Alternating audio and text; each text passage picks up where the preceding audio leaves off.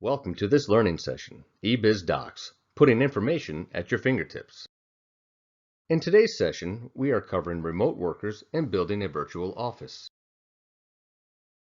This material is broken into 4 topics: general information, identify where a virtual office works and doesn't work, the building blocks of a virtual office, and finally, how employees view working remotely.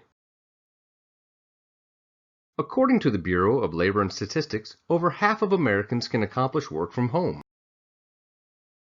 Working from home is well suited for most, but not all workers. The lines between work and home can become very thin. This graphic demonstrates how thin that line can become. Both public and private entities find supporting remote workers brings 2 kinds of benefits: improving operational efficiency and establishing a framework for handling a disaster. Studies show an increase in worker productivity when a flexible work environment is offered. Other benefits include expanding the talent pool, managing cost, and having a healthier workforce. Disaster can impact a business on many fronts. Supporting remote workers is one of the best ways to control these kinds of risks.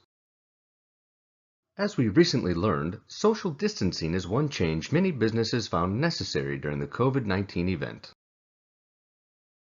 COVID-19 was a huge global wake-up call. While everyone may not know someone who had the virus, everyone knows how it impacted our daily lives. Most things have their advantages and disadvantages, as does working remotely. The main benefits of working remotely are controlling your own time and being mobile. On the other end of the spectrum, workers find it difficult to disengage from work, and not interacting with office workers can lead to being lonely. This is where having the right building blocks in place can address most of the disadvantages. I'll be covering these building blocks shortly. These tips will help you create a successful work environment. Lay out your office so the items you use most often are readily accessible. Push back from the desk every now and then. Do some stretching and light exercise. I do not recommend staying in your pajamas, but take advantage of staying comfortable. Stay organized and avoid building clutter. There are 3 classifications of workers: those who must perform work on site, such as many manufacturing positions; those who never need to be on site, field workers, outside sales, etc., and those who do both, where some functions are performed on site and others remotely. On the right is a list of several roles that are a good fit for remote work.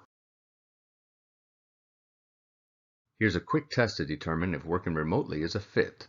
Is there access to the corporate network? Can tasks be performed remotely? Is there an acceptable communication mechanism to support human interaction? And finally, is it affordable? Answering yes to all means that allowing remote workers could benefit the organization. There are 5 key building blocks to consider. Let's go through each of them individually. The workspace needs to support a productive environment.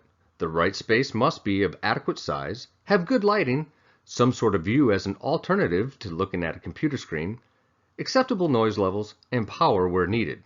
You will also need a good work surface, comfortable seating, unless you're using a stand-up desk, plenty of places to keep your things organized and accessible, and accommodations for visitors, if required.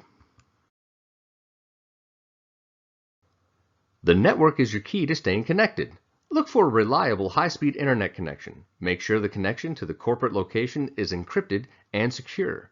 Subscribe to a data backup service because you never know when your computer will fail. Finally, you will want to have protected and uninterruptible power.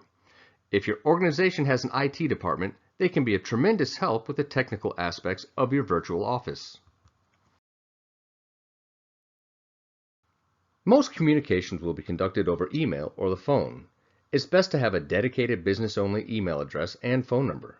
Many corporations are using Voice over Internet Protocol, also known as VoIP phones, that allow you to keep your same work number when you're working from home. As already mentioned, if you become too isolated, you will become lonely. The best way to avoid that is using some sort of video connection that maintains a human connection. There are a number of low-cost or free options on the market. Again, your IT department will be able to assist you in these areas. Software plays a significant role in most businesses, and you will need these tools when working remotely. First and foremost is having antivirus software running. Then you will need the applications that support your structured data.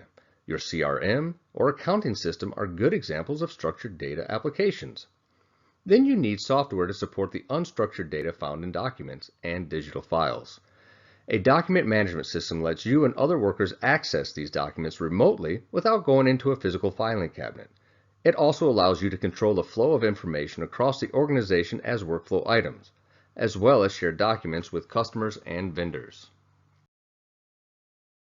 According to IDC and others, only 20% of all business information is contained as structured data, while 80% is categorized as unstructured data.